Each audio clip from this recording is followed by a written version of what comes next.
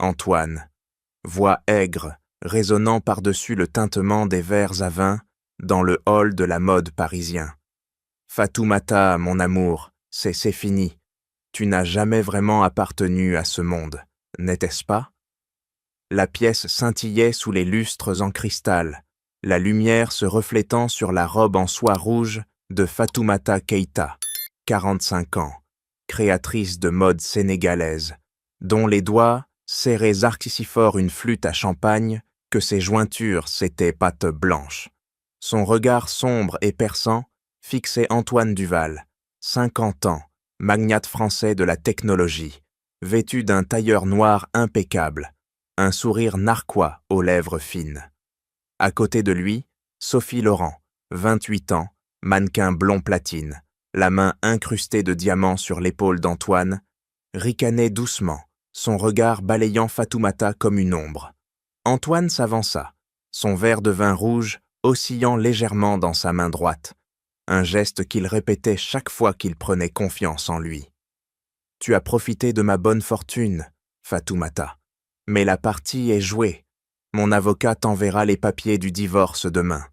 La moitié de tout, la villa sur la Côte d'Azur, l'appartement des Champs-Élysées, mes actions, m'appartient. » Sa voix trancha l'air, chaque mot une flèche empoisonnée, visant directement l'insulte.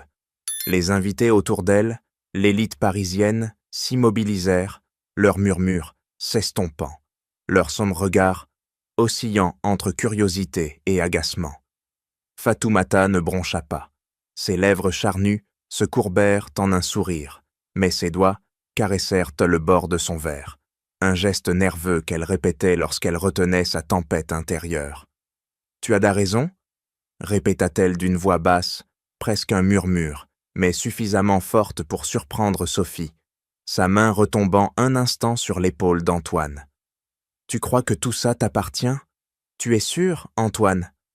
Ces mots étaient bien tranchants, précis, sans phare, mais elle recula d'un pas, sa jupe effleurant le sol en marbre, comme pour créer une distance stratégique. Antouma laissa échapper un rire sec, son pouce frottant distraitement la bague en or à son doigt, un geste qu'il faisait lorsqu'il se sentait maître de la situation. « Ne fais pas semblant d'être naïve, Fatoumata. Tu es une femme intelligente, mais tu n'as jamais réussi à suivre le rythme du monde. Sophie, en revanche, sait ce que signifie vivre dans le luxe. » Sophie ajusta une mèche de ses cheveux, un sourire satisfait éclairant son visage, mais son regard était un peu inquiet, comme si elle percevait une menace invisible. Les dentelles aux talons hauts de Fatoumata claquèrent sur le sol en marbre, tandis qu'elle se détournait, son châle ciré sénégalais glissant légèrement de son épaule, révélant une discrète cicatrice, vestige d'une bagarre d'enfance à Dakar. Elle s'arrêta près d'un pilier, son regard croisant celui d'un serveur qui détournait le regard, complice involontaire. « Savoure ta victoire, Antoine, » dit-elle d'une voix tranchante comme un rasoir, « mais n'oublie pas, ce que tu crois posséder peut filer comme du sable. » Elle s'éloigna, la foule s'écartant sur son passage, laissant un silence pesant, chargé d'une promesse tacite. Antoine haussa les épaules, les rires résonnants, mais ses doigts se crispèrent sur son verre, une goutte de vin éclaboussant le goulot blanc. Sophie lui murmura quelque chose à l'oreille, mais il l'ignora, suivant Fatoumata du regard jusqu'à ce qu'elle disparaisse dans l'escalier. Autour d'eux, les invités reprirent leur conversation, mais leur murmure portait une question tacite. Avait-il vraiment gagné? Sous la lumière du lustre, un billet oublié tomba de la poche d'Antoine, un reçu de virement bancaire portant un nom inconnu. Fonds Keïta. Il ne le remarqua pas, mais un serveur le ramassa discrètement, scrutant la foule à la recherche de Fatoumata. Fatoumata Keïta descend l'escalier de marbre de l'hôtel particulier, ses talons claquant avec une précision militaire, chaque pas résonnant comme un défi silencieux. Sa robe rouge en soie sénégalaise flotte derrière elle, un étendard de sa dignité intacte. Elle s'arrête sur le palier, ses doigts effleurant le bord de son châle. Wax, un geste familier lorsqu'elle contient une fureur qu'elle refuse de laisser éclater. Ses yeux sombres balayent Dummy la foule en contrebas, captant les regards curieux des invités. Mais elle ne fléchit pas. « Tu crois que tu peux m'effacer, Antoine ?»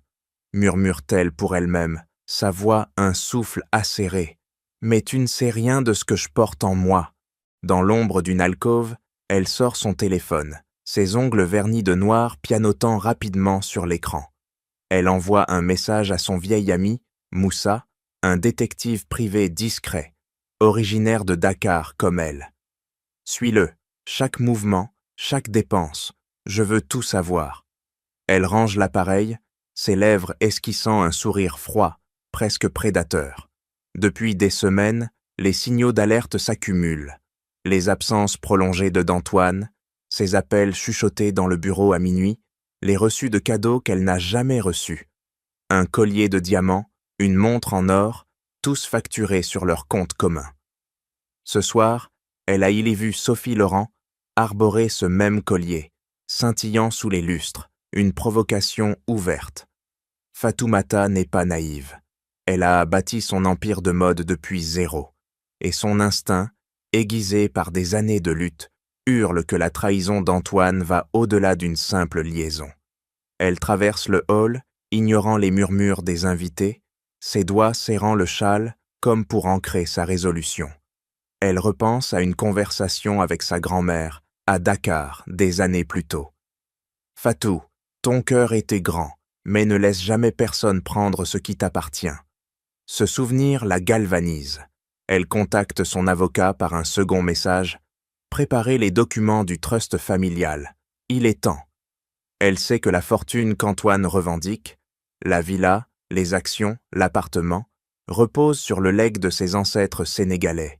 Un secret qu'elle a gardé par amour, mais qu'elle utilisera désormais comme une arme. Alors qu'elle atteint la sortie, un serveur s'approche discrètement, glissant dans sa main une note pliée. Elle l'ouvre, une copie du reçu qu'Antoine a laissé tomber, marqué « Fonds Keïta ».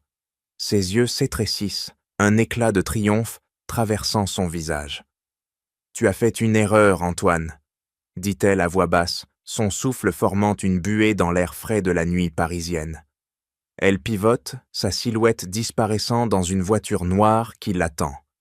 À l'intérieur, elle ouvre son carnet, griffonnant une liste, nom de contact à Dakar, archives à vérifier, avocat à mobiliser.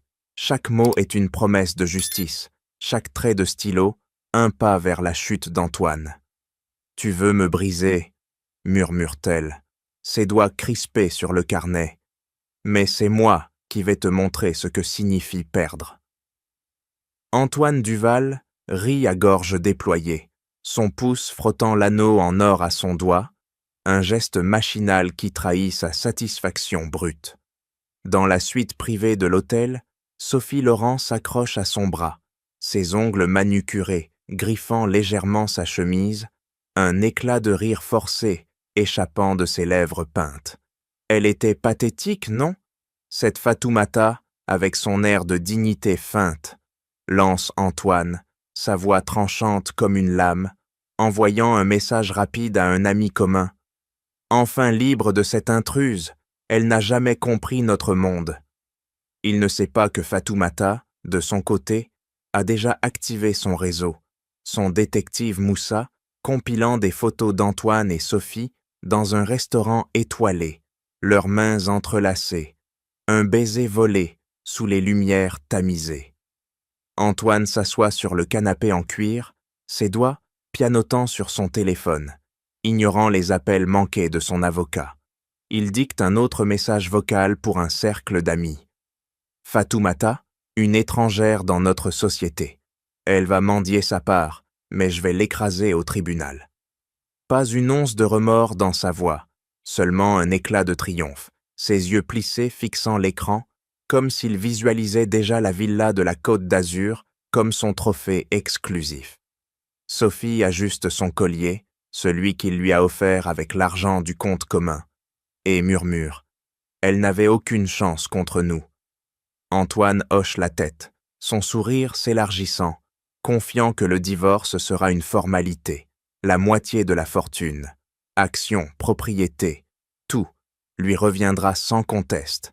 Mais dans sa poche, une facture froissée glisse, un reçu ancien qu'il extirpe distraitement.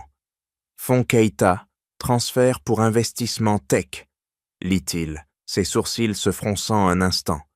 Un détail mineur, une erreur administrative sans doute, pense-t-il, froissant le papier avant de le jeter dans la corbeille.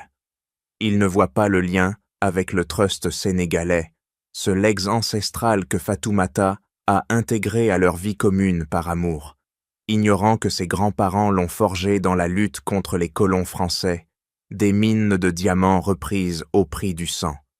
Antoine hausse les épaules, son geste répétitif de frotter l'anneau reprenant, balayant l'incident comme une poussière sur son costume impeccable.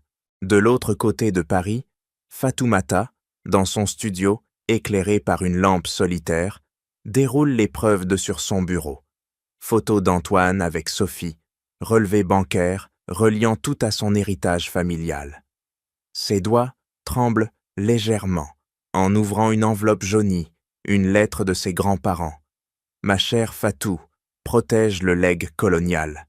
Les Duval n'ont jamais su la vérité sur ces mines. Un frisson la parcourt, ses ongles s'enfonçant dans le papier, un tic lorsqu'elle sent la victoire approcher.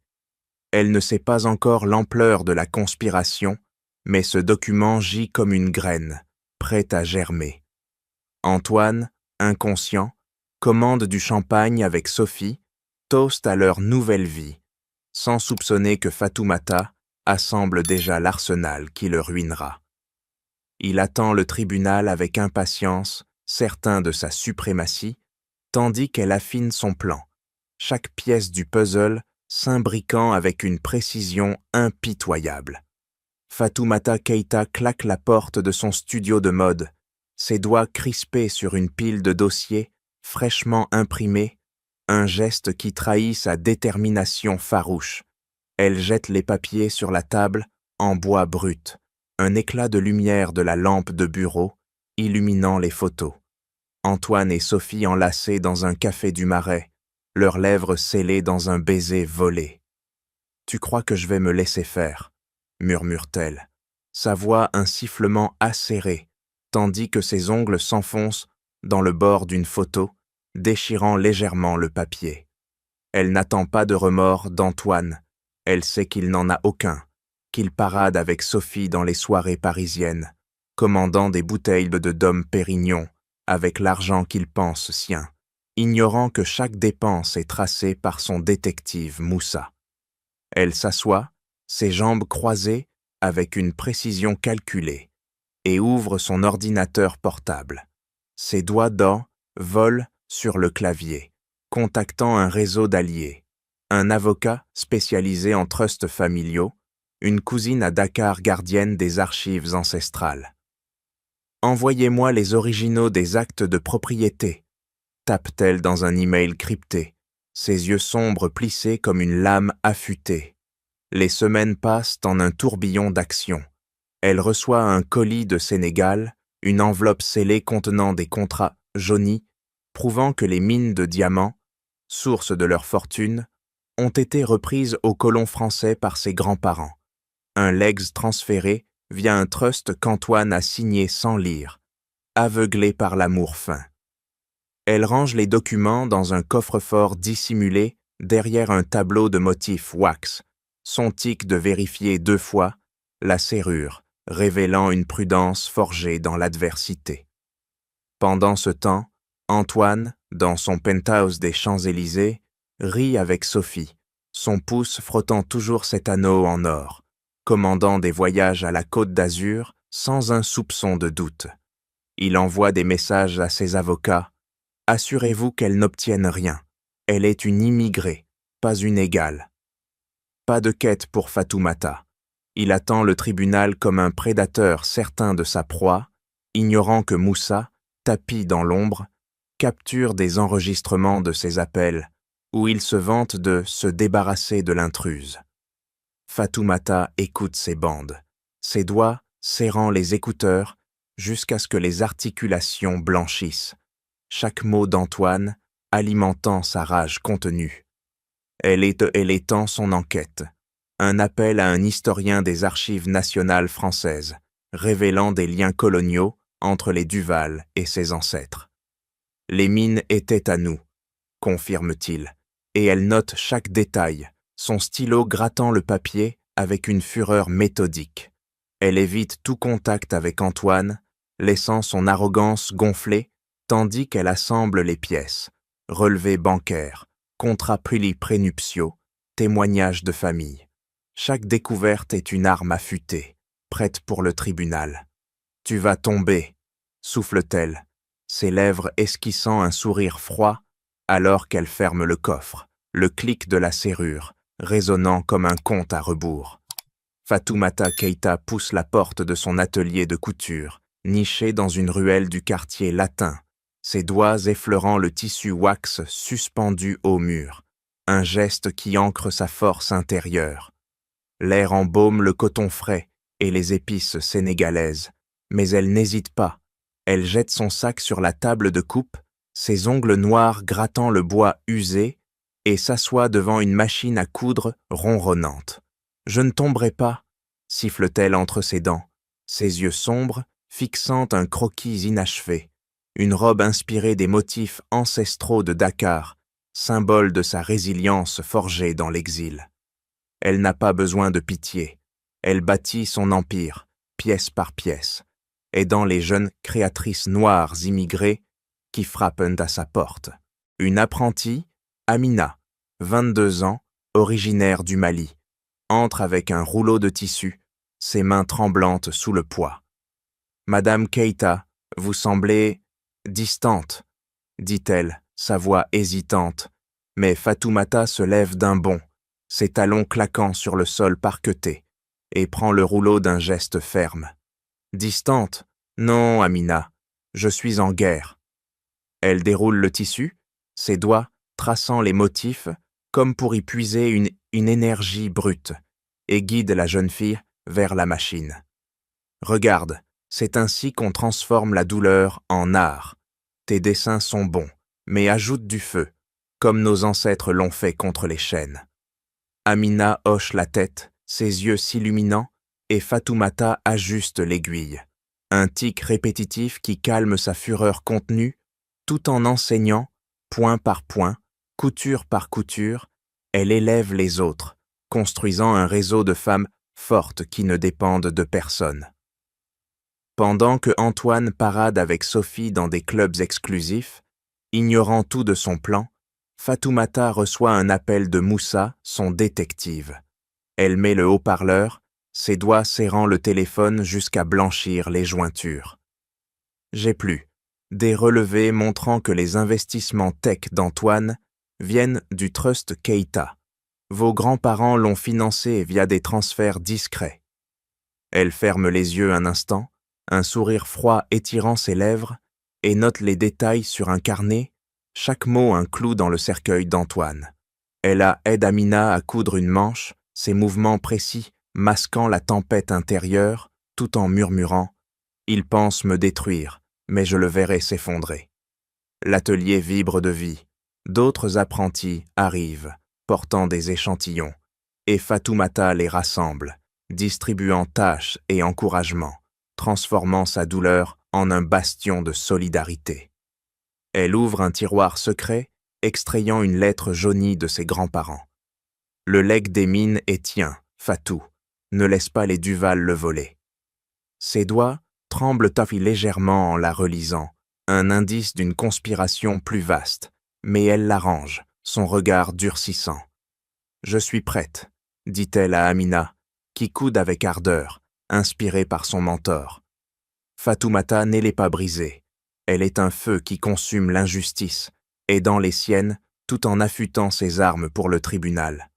Fatoumata Keïta fouille dans le coffre-fort de son atelier, ses doigts tremblants d'une rage contenue, effleurant les documents jaunis, un geste qui trahit sa quête impitoyable de vérité. Elle extirpe une enveloppe scellée, envoyée par sa cousine de Dakar, et l'ouvre d'un coup sec, le papier craquant comme un os brisé. « Enfin !» siffle-t-elle, ses yeux sombres dévorant les lignes manuscrites de ses grands-parents. « Fatou, le trust des mines n'est pas un cadeau. Les Duval ont tenté de le voler autrefois, sous le couvert colonial. Protège-le, ou ils recommenceront. » Ses ongles s'enfoncent dans le bord de la lettre, un tic qui libère une vague de souvenirs. Des nuits à Dakar où sa grand-mère chuchotait des histoires de résistance, de diamants arrachés aux mains françaises. Elle se redresse, son châle wax glissant sur son épaule, révélant une peau marquée par le soleil sénégalais, et pose la lettre sur la table de coupe. Pas de pardon pour Antoine. Il n'en cherche pas. Parade avec Sophie dans des galas, ses messages arrogants fuyant vers ses avocats. Elle n'aura rien, cet immigré va regretter. Fatoumata ignore ses pics, son focus acéré sur la révélation.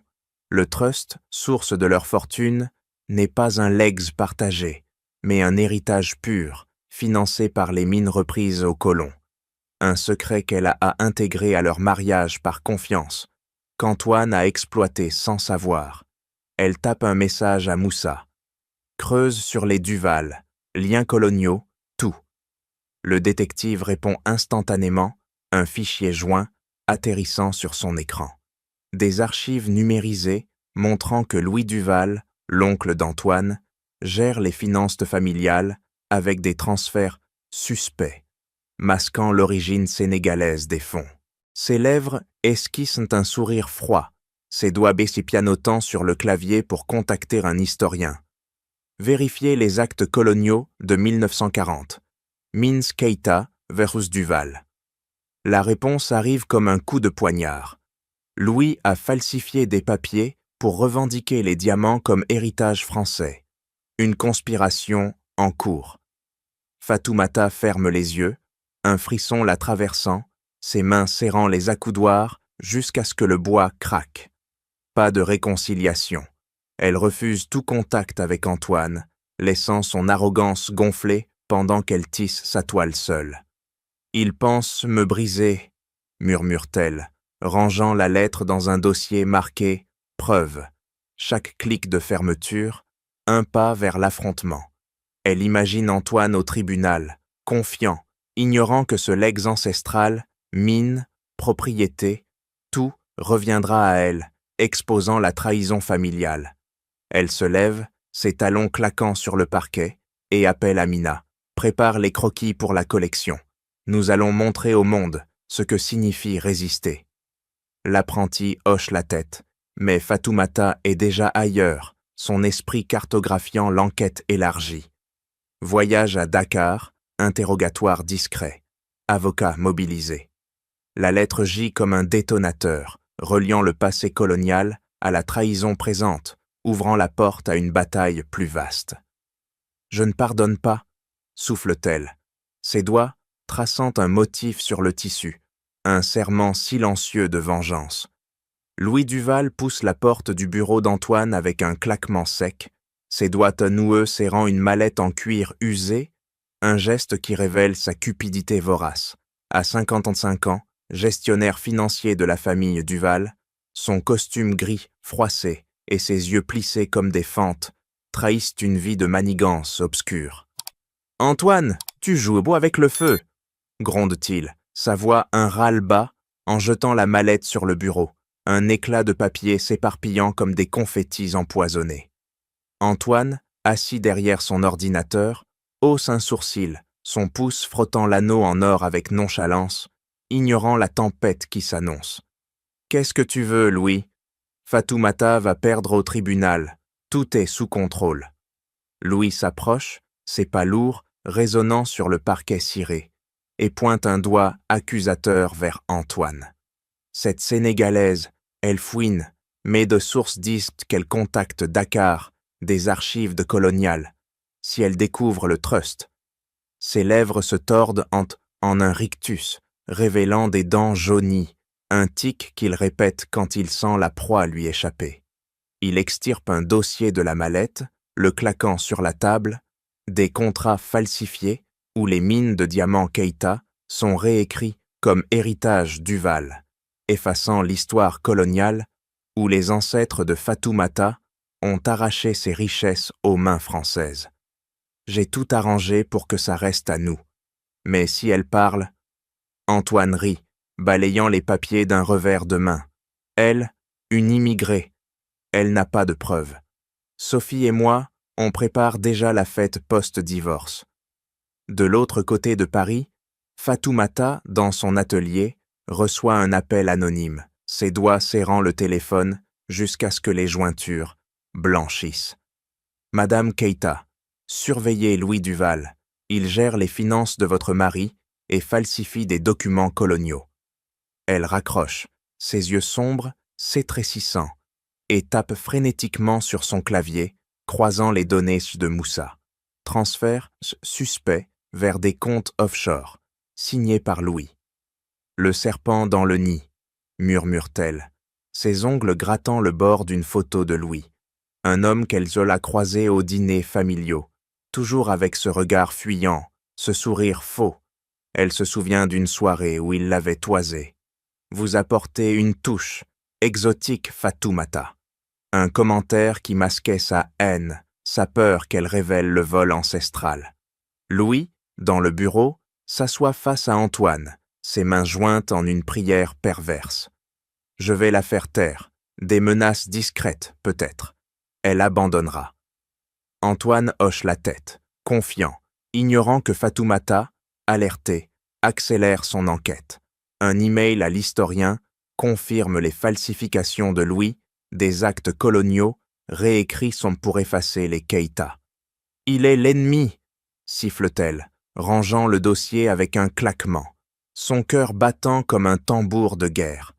Louis, sentant le danger, compose un numéro. « Suivez-la, trouvez une faille. » Sa voix tremble légèrement, un indice de sa vulnérabilité, mais il raccroche, ses doigts noueux frottant la mallette, prêts à frapper.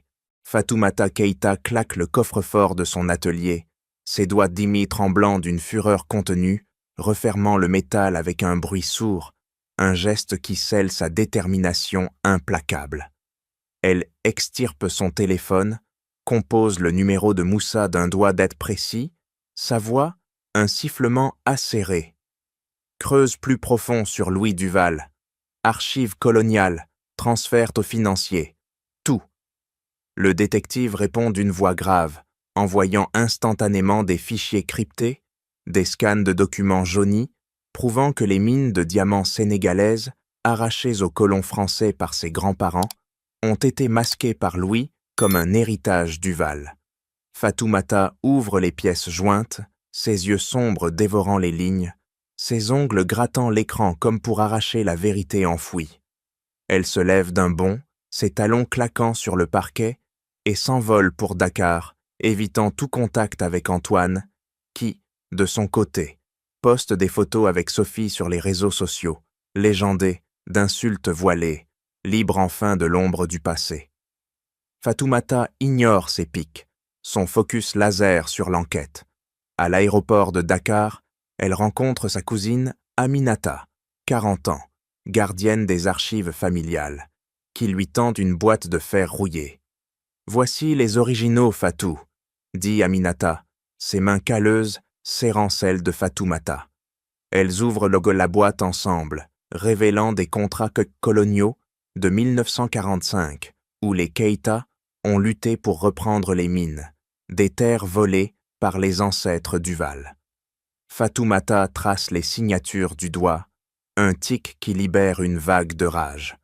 Louis continue leur œuvre. Il falsifie pour voler ce qui est ses nôtres. De retour à Paris, elle croise les données avec Moussa. Des relevés bancaires montrent des transferts de Louis vers des comptes offshore, masquant l'origine sénégalaise des fonds qui ont bâti l'empire tech d'Antoine. Elle contacte un notaire français, un vieil allié, qui confirme « Le trust prénuptial que tu as fait signer à Antoine exclut tout cela, mais Louis a altéré les copies. » Fatoumata serre les dents, ses lèvres esquissant un sourire froid, et commande une expertise légale, évitant Antoine qui parade, confiant, ignorant que chaque insulte en ligne est capturée par Moussa comme preuve d'intention malveillante. L'enquête s'intensifie. Un appel à un historien des archives nationales révèle des lettres coloniales où les Duval admettent le vol initial des mines.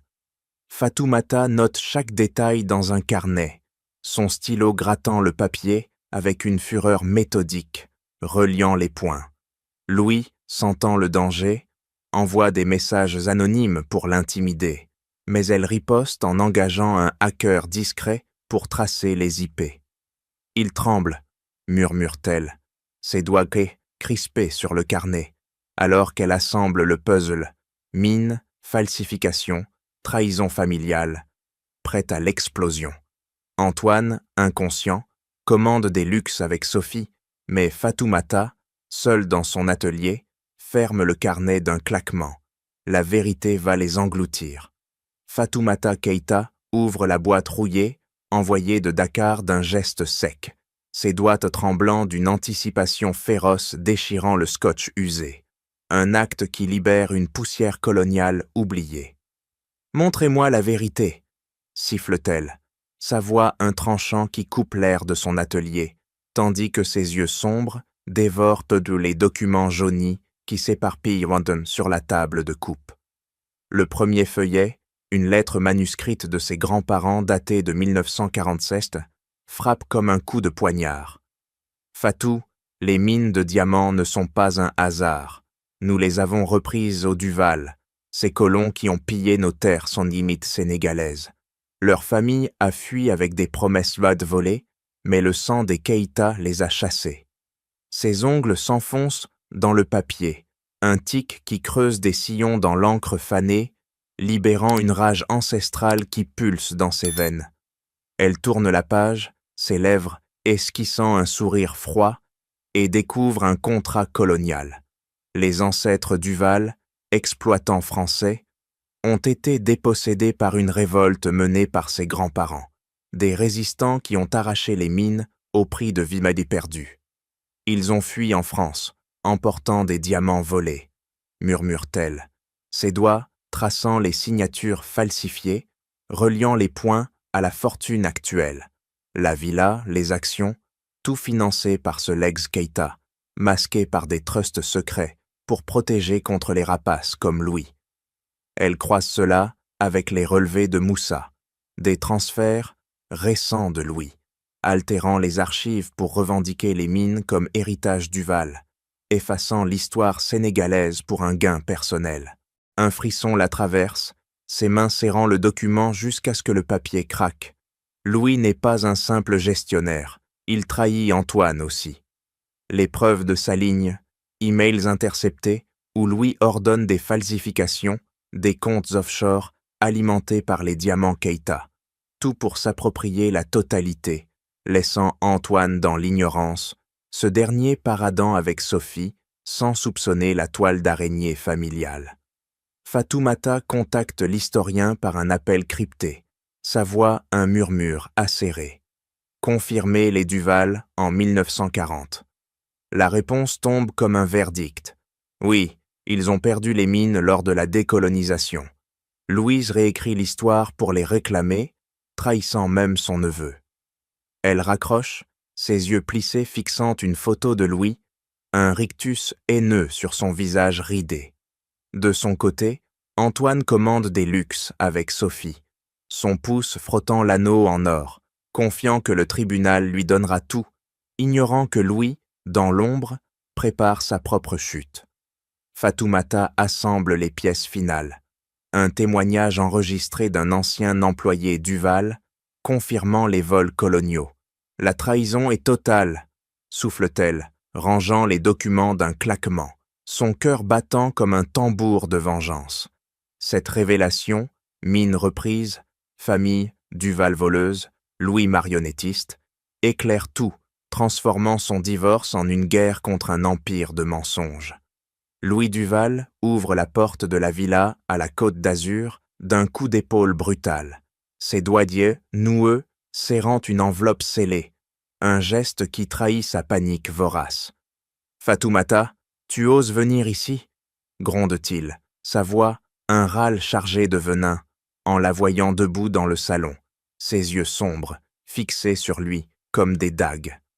Elle ne recule pas, ses talons plantés sur le marbre froid, son châle wax serré autour de ses épaules comme une armure. « Louis, tes mensonges coloniaux s'arrêtent maintenant, » rétorque-t-elle, sa voix un tranchant qui coupe l'air, en jetant sur la table un dossier épais, les papiers s'éparpillant comme des accusations vivantes. Louis avance, ses pas lourds, résonnants, et attrape le dossier d'un geste vif, ses ongles jaunis déchirant une page.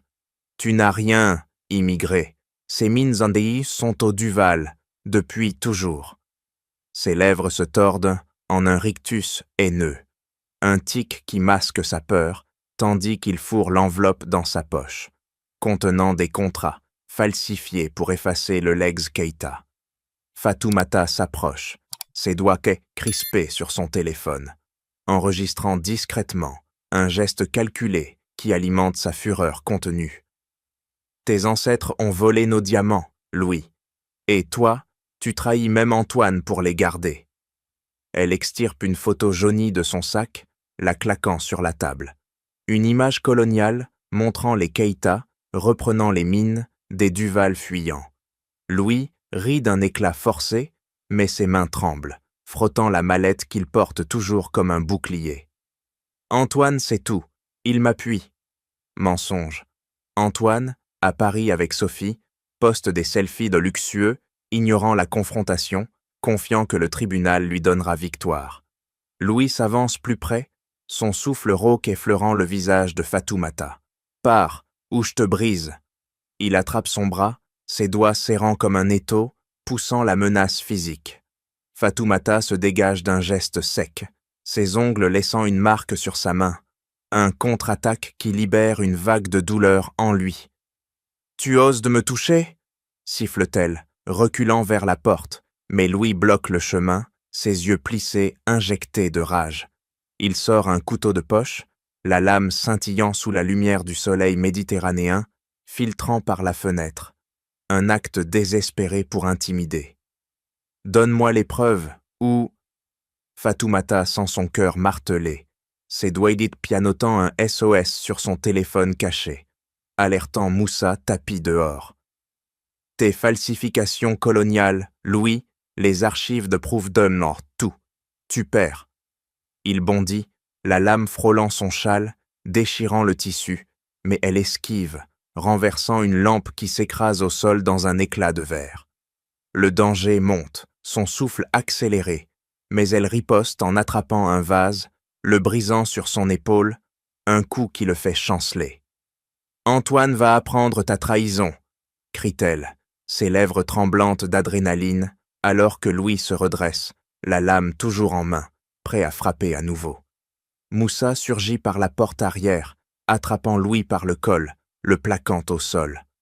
Fatoumata recule, ses mains tremblantes, ramassant les papiers épars, son regard durci par la victoire naissante. « C'est fini », murmure-t-elle, le couteau tombant de la main de Louis, un symbole de sa chute imminente. Fatoumata Keita bondit hors de la villa, ses talons claquant sur le gravier du chemin, un rythme frénétique qui martèle sa fuite, tandis que Moussa maintient, Louis au sol, ses mains fermes comme des menottes sur les poignets noueux du traître. « Vite, pars !» crie Moussa, sa voix un ordre rauque, mais Fatoumata n'hésite pas. Elle attrape les papiers épars du dossier, les fourrant dans son sac, ses doigts tremblants d'adrénaline serrant le tissu wax déchiré. La preuve finale, elle est aux archives nationales, siffle-t-elle entre ses dents, son souffle court pulsant dans sa poitrine, alors que la voiture démarre en trombe, laissant derrière elle Louis qui hurle des menaces étouffées. Elle compose un numéro d'un doigt précis, appelant son contact à Dakar, Aminata, sa voix un tranchant acéré. « Envoyez-moi l'original colonial de 1940, tout de suite. » Aminata répond d'une voix ferme, envoyant un scan crypté. Un acte officiel prouvant que les mines de diamants ont été légalement reprises par les Keïta lors de la décolonisation, des Duval chassés comme des voleurs. Fatoumata ouvre le fichier sur son téléphone, ses yeux sombres dévorant les lignes, ses ongles grattant l'écran comme pour arracher les mensonges enfouis. « C'est ça, la clé », murmure-t-elle, reliant ce document aux falsifications de Louis, un puzzle qui expose la trahison totale. Mine volée, fortune bâtie sur du sang sénégalais, tout masqué pour enrichir les Duval. À Paris, Antoine rit avec Sophie dans un restaurant étoilé, son pouce frottant l'anneau en or, commandant des plats extravagants sans un soupçon de doute, attendant le tribunal comme une formalité. « Elle va supplier !» lance-t-il, ignorant que Fatoumata, en route vers les archives nationales, accélère son plan. Elle arrive au bâtiment imposant, ses pas résonnant dans le hall désert, et présente une fausse accréditation forgée par Moussa, ses lèvres esquissant un sourire froid face au gardien qui hoche la tête. Dossier colonial 1940, famille Duval Keïta, demande-t-elle, sa voix un ordre dissimulé, et on lui tend une boîte poussiéreuse, un artefact de l'histoire qu'elle ouvre d'un geste vif. Ses doigts d'aïs tremblants extraient le document ultime.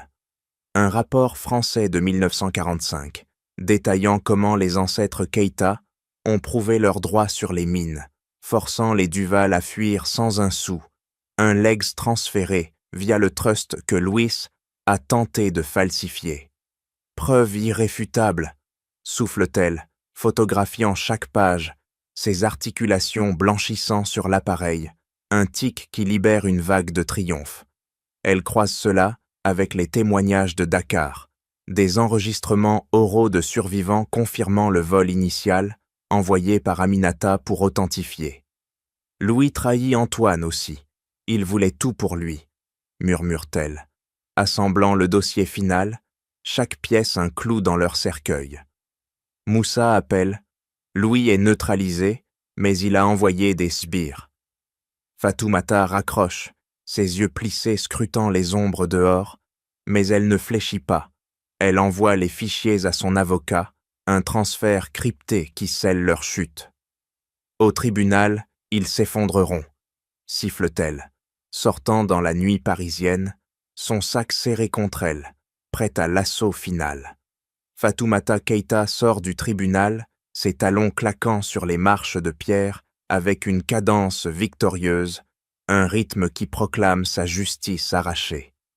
Son châle wax flotte derrière elle, un étendard de triomphe, tandis que ses doigts serrent un dossier marqué « Keïta », les preuves qui ont brisé l'empire des Duval. « C'est fini », murmure-t-elle, sa voix un souffle acéré, ses yeux sombres balayant la foule de journalistes qui s'agitent, leur flash crépitant comme une tempête.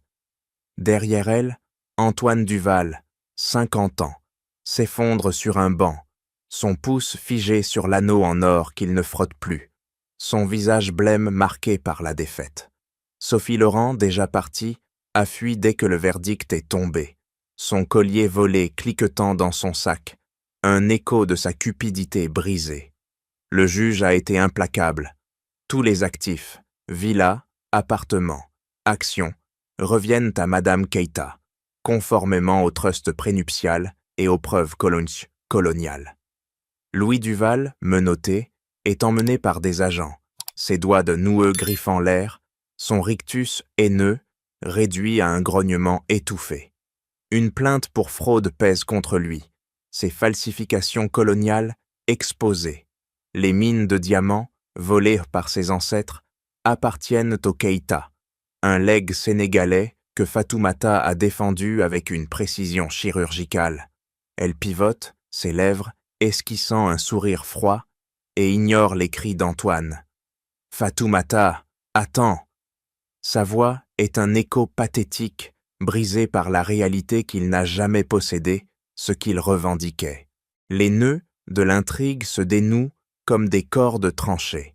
Les avocats confirment, le trust établi par les grands-parents de Fatoumata, protège chaque centime, chaque propriété, chaque diamant arraché aux colons.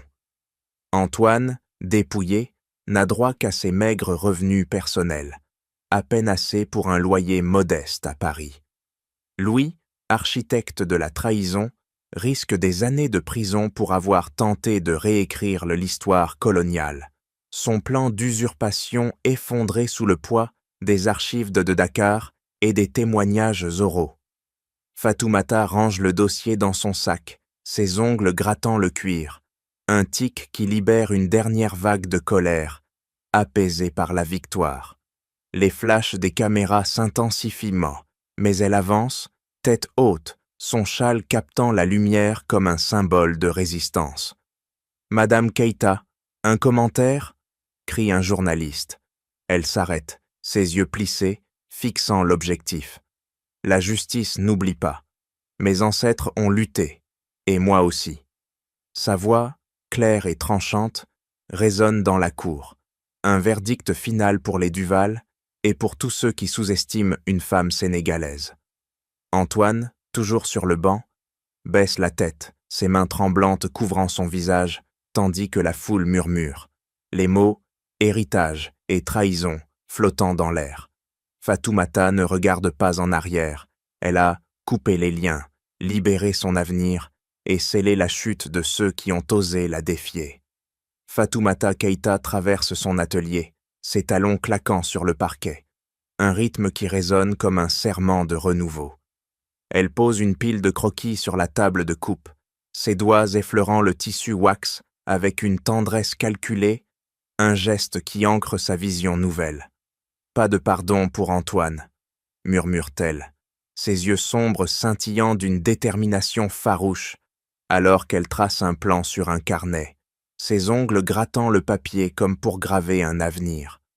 Antoine, ruiné, végète dans un appartement exigu, son arrogance brisée, mais Fatoumata ne regarde pas en arrière. Sa victoire au tribunal n'est que le début d'une mission plus grande. Elle ouvre son ordinateur, ses doigts pianotant avec précision, et rédige un communiqué, l'annonce d'une fondation, les héritières Keïta, pour soutenir les femmes africaines immigrées en France. « Nous transformerons les diamants en espoir », déclare-t-elle à son équipe, sa voix un tranchant d'inspiration, tandis qu'elle désigne une apprentie, Amina, pour diriger le projet textile. Chaque euro du trust familial, les mines sénégalaises, les propriétés, sera investi dans des bourses, des formations, des ateliers pour les créatrices noires, défiant les préjugés qui l'ont autrefois visée. Elle signe un chèque, un geste ferme, envoyant des fonds à Dakar pour restaurer les écoles où sa grand-mère enseignait, un écho de son legs ancestral. Les murs de l'atelier vibrent mis de vie. Des machines à coudre ronronnent, des jeunes femmes rient, leurs aiguilles dansant sur des motifs wax.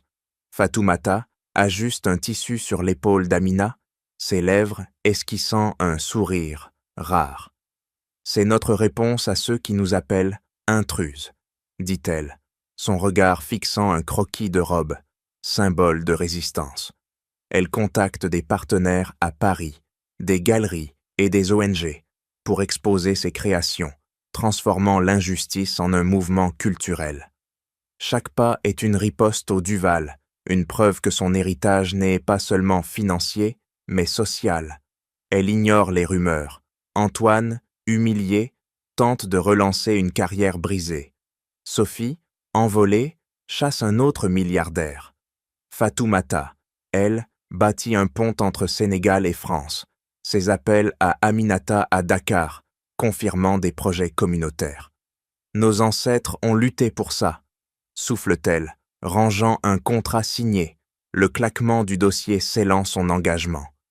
L'atelier devient un phare, attirant des femmes de toute l'Afrique, leur rire chassant les ombres du passé.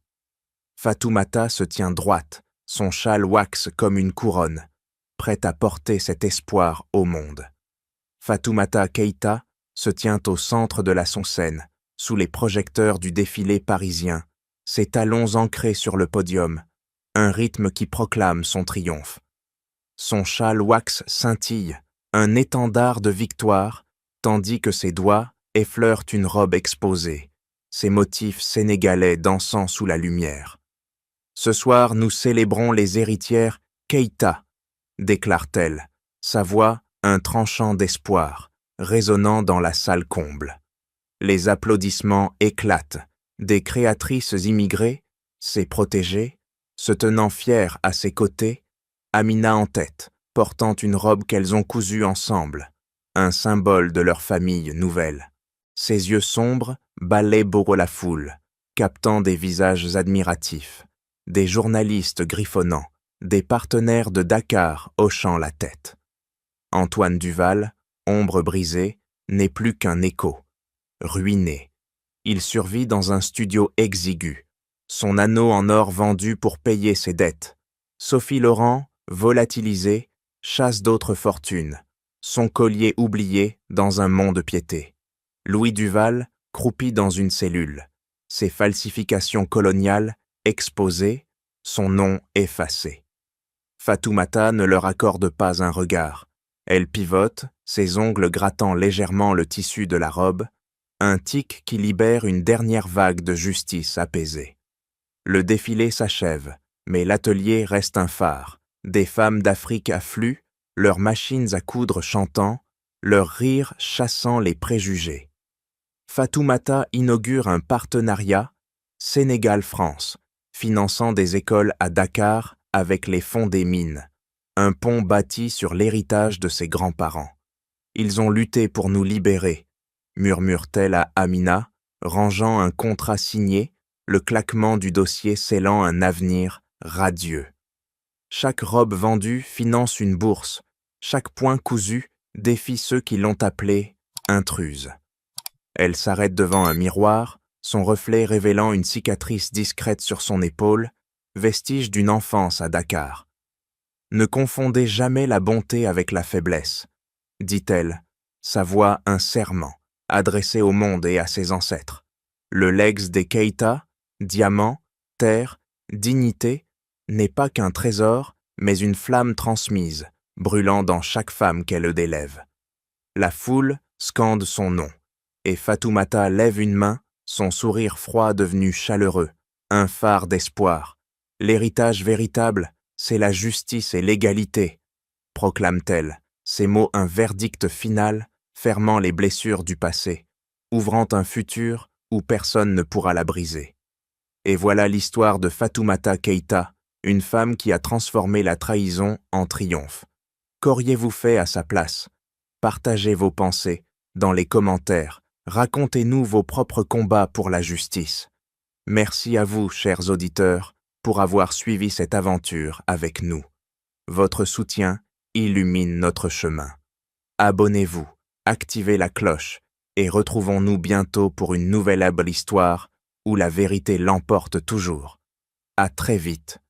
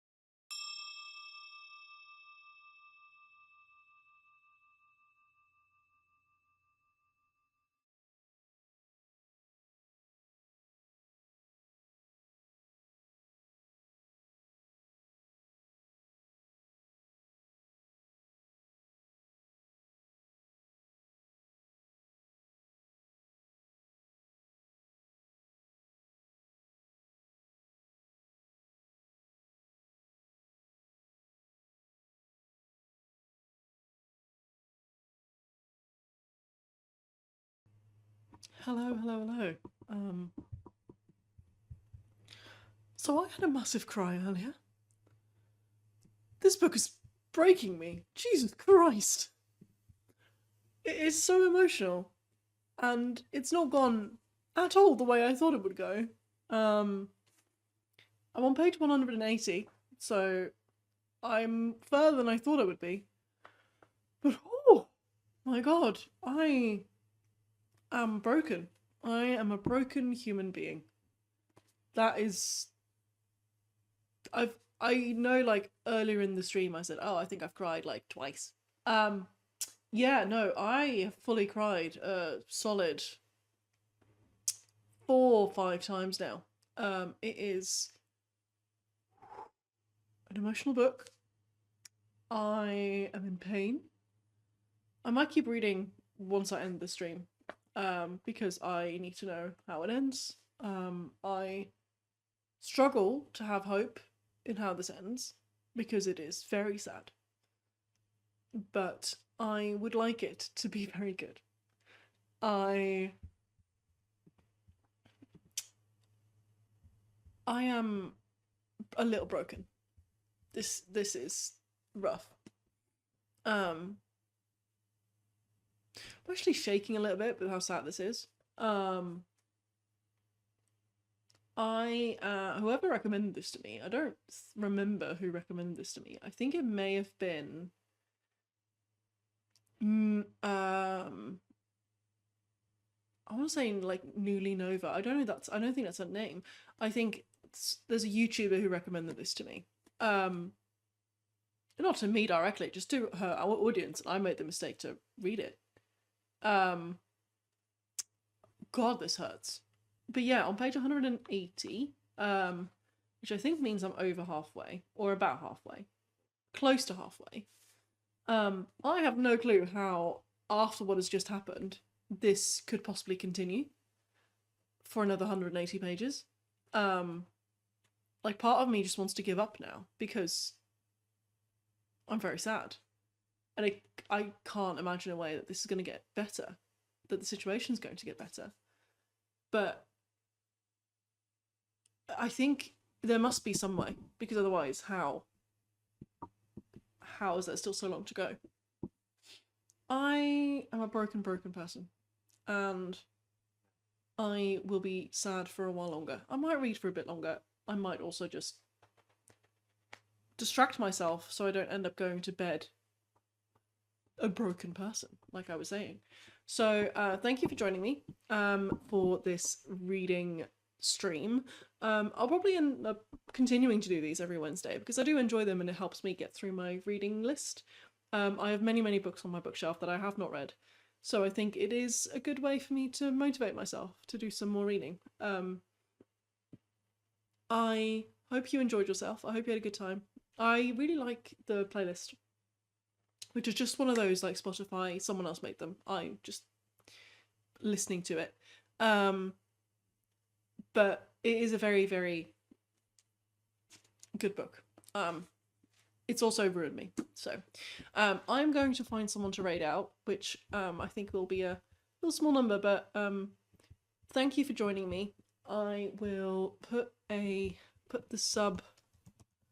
raid message in the chat. So we can find someone to raid. See someone who's live. We'll go for someone who's doing co-working probably. We probably won't go to reading and writing. We'll probably go to co-working or someone I'm following. Let's see who is live.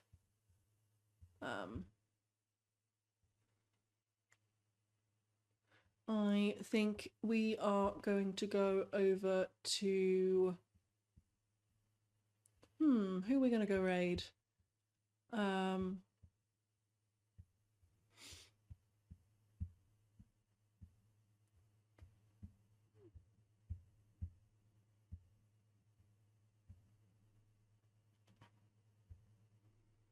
We might go over to Foxgrove, who is doing a charity stream. So we're gonna go over there. Thank you so much for joining. Please copy the the raid message. I can talk. This is the raid message, and I will see you on Friday when I'm doing more co-working.